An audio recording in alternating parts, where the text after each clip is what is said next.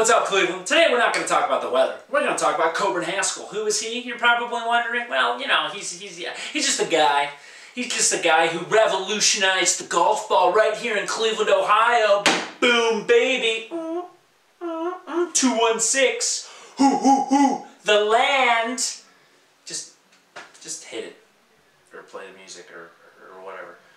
Coburn Haskell was a golfer, but he was a shitty golfer. Everyone was at that time, and it wasn't their fault. They were using bad balls. They were called gutties, made from feathers in a Malaysian tree. After one game, they were so fucked up they had to be boiled in water, then molded back into shape. And nobody wants to boil their balls, and certainly not our boy Coburn Haskell. One day after one of his usual shitty games, Coburn sat on the porch of the country club in Bracknell, quietly brooding to himself, winding a rubber ball with rubber bands. He then bounced the ball off a wall, saw it had more zing than Ted Seppy and softballs, and Coburn knew that his shitty golfing days were over. So he headed over to Akron to seek some advice from his friend Bertram, who worked for the B.F. Goodrich Manufacturing Company. He said, "Hey Bert, what do you think of my new balls?" And he threw the rubber ball into the ground and flew up into the air, and it almost hit the ceiling. And Bert said, "Damn, Coburn, you really got some bouncy-ass balls there, but I think you should wrap your rubber with some balata sap, and that's going to give your balls the hard shell you need to guide them to the proper holes on the course." In 1899, Coburn got a patent for his balls, told Marcus Hanna to go fuck himself, and he started mass-producing his balls exclusively under the Haskell Golf Ball Company.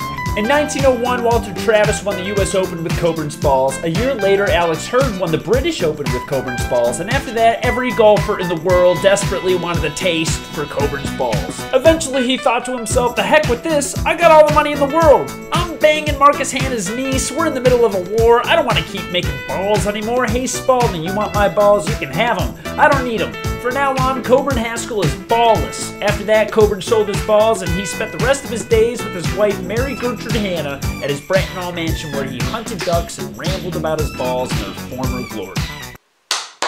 Unbelievable. Unbelievable. Coburn Haskell, everybody. What a guy. He revolutionized the golf ball, and he did it right here in Cleveland, Ohio. I'm your history guy, Cleveland, and I'm out of here.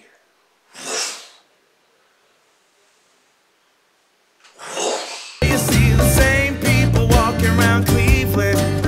You see the same people walking around. One pertinent question on a lot of people's minds, I think. Did you ever think about not throwing any more balls once you learned that two of the bystanders had been struck?